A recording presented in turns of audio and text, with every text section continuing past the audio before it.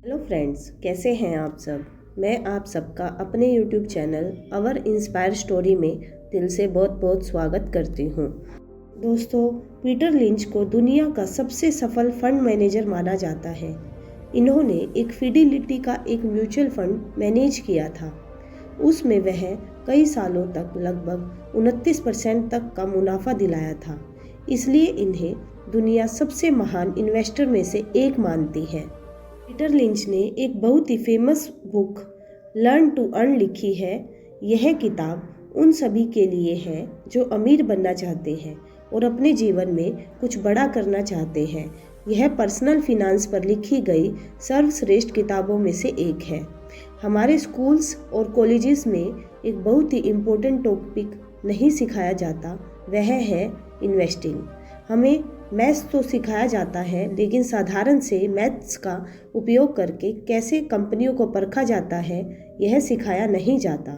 हमें देशभक्ति के बारे में भी खूब सिखाया जाता है, लेकिन यह नहीं सिखाया जाता कि हमारे देश की अर्थव्यवस्था को आगे बढ़ाने में मदद करके कैसे हम देश की उन्नति में अच्छा योगदान दे सकते हैं। हमें सेविंग यानी बचत के बारे में नहीं सिखाया जाता कि कैसे कम उम्र से पैसों को बचाकर उन्हें काम पर लगाने से यानी उन्हें सही जगह निवेश करने से हमारा भविष्य संपन्न हो सकता है। आज हम पर्सनल फिनांस पर लिखी गई बुक लर्न टू अर्न की समरी जानेंगे। तो चलिए स्टार्ट करते हैं। Power of money. हम सब पैसों की ताकत सच में जानते ही नहीं है। हम जब सोचते हैं कि अगर हम कोई सामान 1,000 रुपये का सामान खरीदने जा रहे हैं तो हम सोचते हैं कि हमारे 1,000 रुपये खर्च होंगे।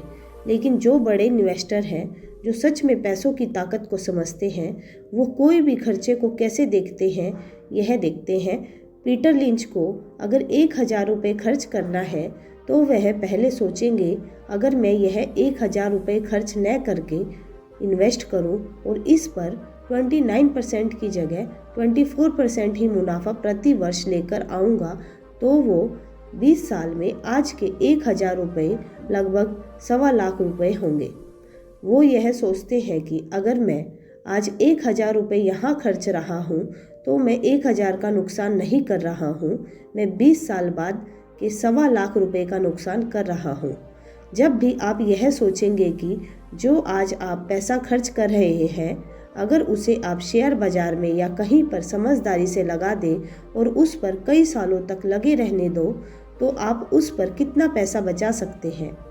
तब ही जाकर आप पैसे की असली ताकत को समझेंगे और फिर जब भी आप कोई भी छोटी मोटी बचत करेंगे तो उसे सही से इन्वेस्ट भी करेंगे। आपकी इनकम कितनी भी हो उससे फ़र्क नहीं पड़ता। आप जितना पैसा बचा सकते हैं बचाइए और उसे मार्केट में इन्वेस्ट करते रहिए। कुछ लंबे समय के बाद 15 से 20 सालों के बाद यह बात पक्की है कि आपके पास एक बहुत ही अच्छा खासा पैसा होगा। इसे कहते हैं पैसे की असली ताकत। आज की नहीं, भविष्य की वैल्यू की चिंता करें। बहुत लोग यह भी सोचेंगे कि 15 से 20 साल के बाद महंगाई भी तो बढ़ जाएगी, लेकिन अगर आप आंकड़े उठाकर देखेंगे तो महंगाई लगभग 6% की दर से बढ़ती है। इसलिए अगर आप अच्छे से स्टॉक खरीदते हैं तो अगले 15 से 20 सालों में आप लगभग 30 गुना ज़्यादा अमीर बन सकते हैं। टाइमिंग द मार्केट, यानी हमेशा यह सोचना कि अगर कोई शेयर मैंने 100 रुपये में लिया है और उसको 200 में बेच दूंगा, फिर जब वह कम होकर 150 पर आएगा तो फिर खरीद कर 200 रुपये आने पर बेचूंगा। हो सकता है कि ऐसा करने में वो 1-2 बार सफल भी हो जाए, लेकिन ऐसा करके इन्वेस्टर की आदत पड़ जाती है कि वह किसी शेयर को खरीद कर उसमें 10 से 20% कमा लिया तो उस शेयर को बेच दे और फिर से जब वह शेयर नीचे जाएगा तो फिर खरीद लूँगा। इसी साइकिल से वो कमाने की सोचता है। लेकिन यहाँ पर पीटर लिंच ने यह बताया है कि दुनिया का कितना भी बड़ा इन्वेस्टर क्यों न हो, वह कभी भी मार्केट को टाइम नहीं कर पाया है। जिस चीज़ को, इस क्षेत्र को बड़े बड़े लोग नहीं कर पाए तो हमारे भी उसमें सफल होने के चांसेस बहुत कम है। जिसमें सफलता के कम चांस है वो करना ही क्यों, इसलिए इससे बच कर रहिए। फॉर एग्ज़ाम्पल, यदि आपके पास कोई अच्छा शेयर है जो आपको 100 रुपये में मिल गया, अपने उस शेयर को 150 तक रखा, लेकिन जैसे ही वह 150 हुआ आपने उसे बेच दिया, यह सोचकर कि वो जब 120 या 130 पर आएगा तो मैं फिर से खरीद लूँगा। लेकिन अगर वही शेयर 150 से बढ़कर सीधा 1000 हो तो आपने 10 गुना कमाने का मौका खो दिया, सिर्फ इस लालच में कि 20 से 30 रुपये फिर जाएगा तो मैं फिर से खरीद लूँगा। यदि आपने किसी अच्छी कंपनी में शेयर लिया है, उसके फंडामेंटल अच्छे हैं, आपको उस पर भरोसा है, तो आप 10 से 20 रुपये कमाने के चक्कर में मार्केट को टाइम करने से बचें। यदि अच्छा शेयर है तो वह गिरे या बढ़े उसे लंबे समय तक रखे रहिए, तभी आप अच्छा पैसा बना पाएंगे। Learn from failure. एक आम निवेशक बड़े बड़े सपने लेकर इस बाजार में आता है, बहुत सारी उम्मीदें होती हैं उसे इस शेयर बाजार से। वह हमेशा यही सोचता है कि हमेशा सफल रहे, उससे गलत शेयर खरीदे ही न जाए। वही जिस म्यूचुअल फंड में जिस शेयर में वह पैसा लगाए वह हमेशा ऊपर ही ऊपर जाए, और वह हमेशा सही शेयर ढूंढने के चक्कर में वह जगह जगह से सलाह लेना शुरू करता है। लेकिन ऐसा करना हमेशा संभव नहीं होता। अगर आप शेयर बाजार में आए हैं तो यह मान कर चलिए कि आपको नुकसान तो होगा ही। ऐसा कोई भी इस बाजार में नहीं है जिसे कभी नुकसान न हुआ हो, इसलिए आप फेल होने से न डरें। आपको पता है, शेयर बाजार में जितने भी बड़े इन्वेस्टर हैं उनकी असफलता की दर बहुत ही ज़्यादा है। ऐसा नहीं है कि वह सिर्फ 10% या 20% ही असफल होते हैं, वही भी बहुत असफल होते हैं। वह भी कई बार बहुत ही बुरे शेयर खरीदते हैं, लेकिन वह क्या करते हैं, वह जो अच्छे शेयर होते हैं उसे लंबे समय तक होल्ड करके रखते हैं। अगर कोई शेयर 100 रुपये का 1000 रुपये हो जाए, मतलब कि वह 10 गुना बढ़ गया, तो आपके 5 नुकसान वाले शेयर की भरपाई कर देगा। मान लीजिए अगर आपने 100 रुपये 10 जगह लगाए हैं और आपका एक शेयर 10 गुना बढ़ जाए और बाकी के 9 शेयर 0 हो जाए, तो भी आप नो प्रॉफिट नो लॉस में हैं। आपको करना क्या है, कुछ गलत शेयर अपने खरीदिए। यदि उसमें नुकसान हुआ है तो उससे सीखिए, आपने क्या गलती की है और क्या सोचकर आपने उस शेयर को खरीदा था जो गलत हो गया। आपका अनुमान क्या था? आज उस कंपनी का मैनेजमेंट नहीं समझ पाए, या आप उस इंडस्ट्री को नहीं समझ पाए, या आप उस कंपनी के प्रोडक्ट पर ज़्यादा भरोसा कर बैठे। क्या वो दिक्कत थी जिस कारण वह कंपनी फ्लॉप हुई? और अगली बार इस गलती को सुधार कर सावधान के साथ शेयर खरीदिए। इस तरह से जब आप अपनी गलतियां कम करते जाएंगे तो एक दिन ऐसा आएगा जब आप लगातार अच्छे शेयर खरीद पाएंगे। ज़्यादा नहीं, अगर आपको सिर्फ 10 स्टॉक ही ऐसे मिल गए कि वो 100 गुना हो गए, तो आप अंदाज़ा लगाइए आप अच्छे खासे पैसे बना पाएंगे। Stock price are not the top priority. मान लीजिए आपसे यह कहा जाए कि एक 10,000 का मोबाइल फ़ोन है, लेंगे कि नहीं? आप तुरंत कहेगी कि मैं ऐसे कैसे ले लूँ, उस मोबाइल के बारे में कुछ तो बताइए, जैसे कि मोबाइल का मॉडल नंबर क्या है, रैम कितनी है, उसकी स्क्रीन कितनी है, उसकी बैटरी कितनी है, उसका कैमरा कितने मेगापिक्सल का है। जब हम हर सामान खरीदने से पहले उसके बारे में सब जानते हैं, तो ऐसा शेयर के बारे में क्यों नहीं होता है?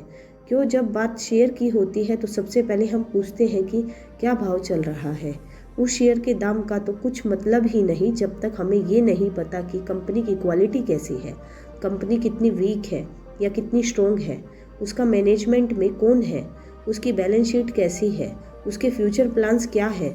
जब ये सब हमें पता है तभी उस शेयर के दाम की वैल्यू है, तभी तो उससे हम अंदाज़ा लगा सकते हैं कि शेयर सस्ता मिल रहा है या महंगा। ये सब जाने बिना हम सब गलती करते हैं कि जब भी कोई शेयर का नाम आता है तो हम यही पूछते हैं कि उसका दाम क्या है। सबसे पहले आपको उस कंपनी के बारे में पढ़ना चाहिए, उसके बाद ही कुछ डिसाइड करना चाहिए। किसी भी शेयर का दाम अपने आप में कुछ भी नहीं कहता है। स्टार्ट अर्ली, यह बहुत ही महत्वपूर्ण है। जितना जल्दी आप शुरू कर सकते हैं करिए। खासकर यंग लोग यह सोचते हैं कि अभी तो हमारे पास ज़्यादा पैसा नहीं है, अभी तो मैं महीने के 500 या 1000 रुपये ही बचा पाता हूँ। आप कितना भी बचा पाते हो, चाहे वो कितना भी कम हो, शुरू करना ज़रूरी है। शुरू करने में जितने कम पैसे हों उतना ही अच्छा है। शुरुआत में गलतियाँ ज़्यादा होती हैं और आप उन गलतियों से सीखते हैं। अगर आपके पास पैसा कम रहेगा तो गलती करने का दर्द भी आपको कम महसूस होगा।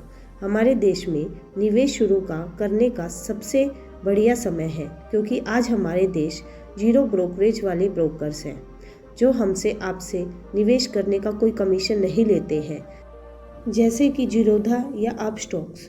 यदि आप म्यूचुअल फंड में निवेश करना चाहते हैं तो ग्रो या कुवेवा जैसी एप्लीकेशन उपलब्ध है जो आपको बिना किसी कमीशन के म्यूचुअल फंड खरीदने देते हैं। इसलिए आप जितना जल्दी शुरू कर सके उतना जल्दी इन्वेस्ट करने की शुरुआत करें। दुनिया के सबसे बड़े निवेशक श्री वॉरेन बफे बहुत ही कम उम्र से ही, यही जब वह 10 से 11 साल के थे तभी से वह निवेश करते आए हैं।